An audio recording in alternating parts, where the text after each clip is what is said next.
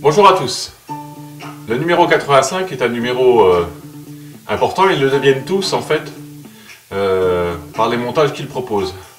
On va revenir sur le capot avant avec tout le système des compas d'ouverture. Un système d'ailleurs fidèlement reproduit, je trouve.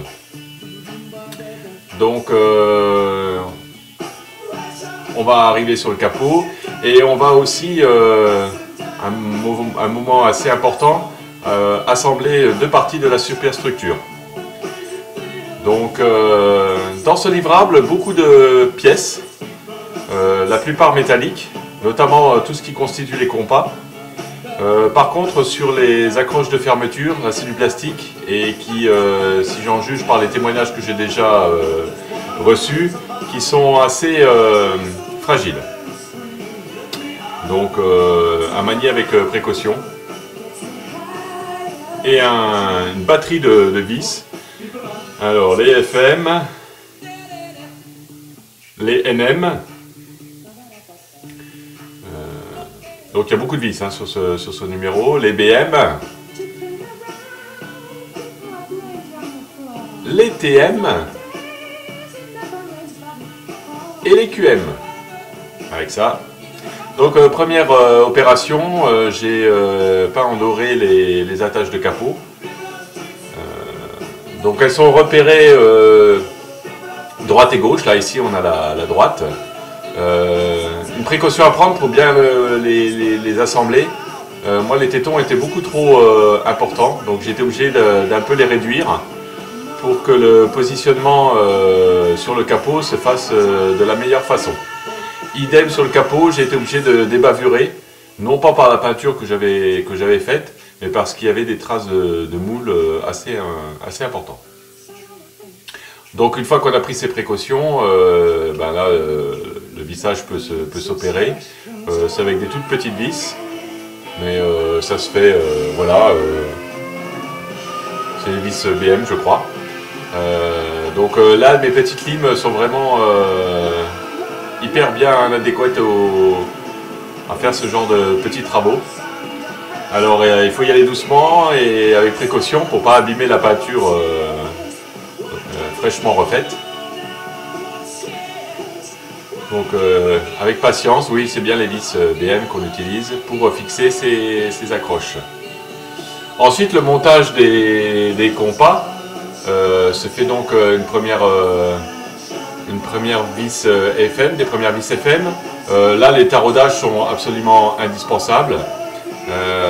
À noter que ces compas sont vraiment fidèlement reproduits par rapport à la voiture d'origine, c'est à souligner.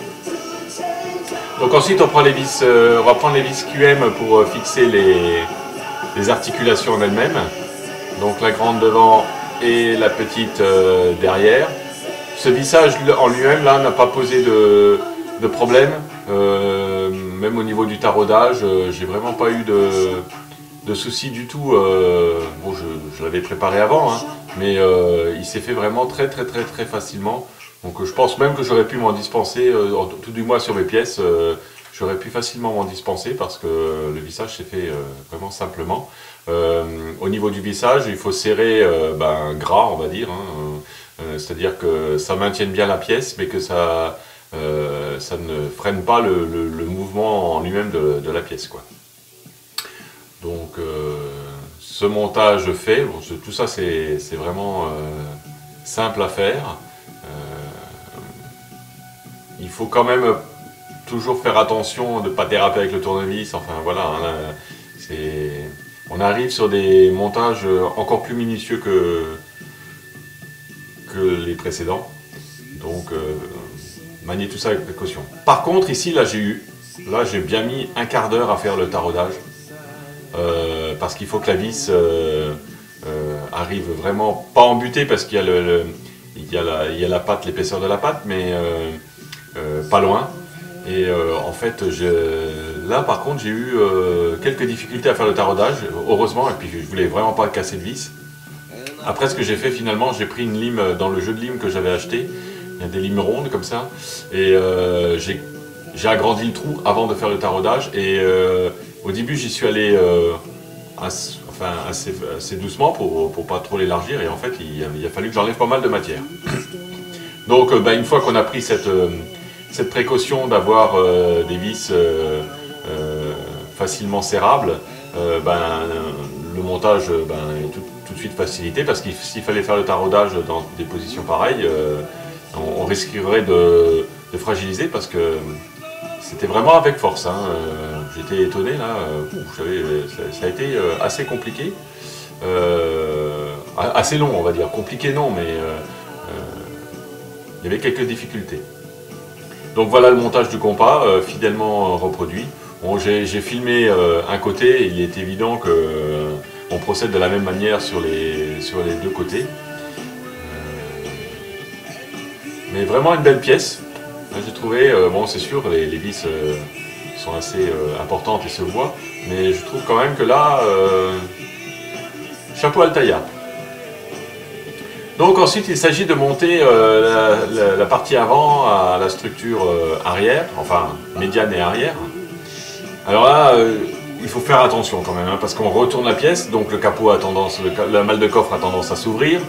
Il faut prendre moult précautions quand on va manipuler ces pièces, et on va le faire souvent là dans les montages qui suivent. Et il faut vraiment faire très attention dans ces manipulations là.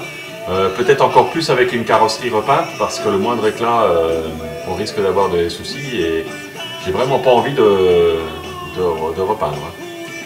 Donc au niveau des attaches de cette structure, elles se font en 4 points.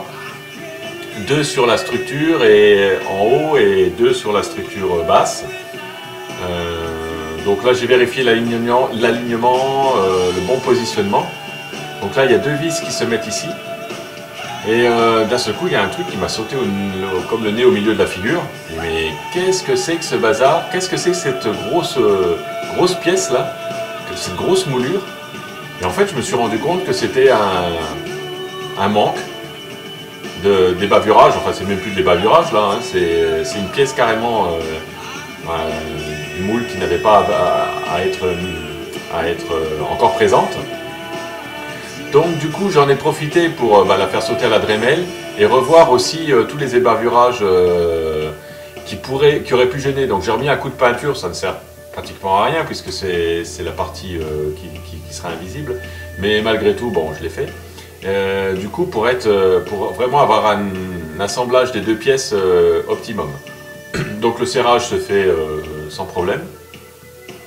Avec là c'est des vis TM qui sont un peu plus longues pour les vis en partie inférieure.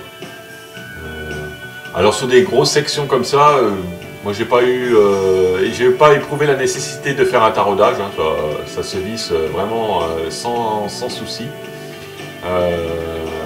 Mais là on arrive à une maquette, à la taille réelle de la maquette, hein, et encore on n'a pas tout le poids. Ça devient quand même compliqué à manipuler. Là il faut vraiment faites attention.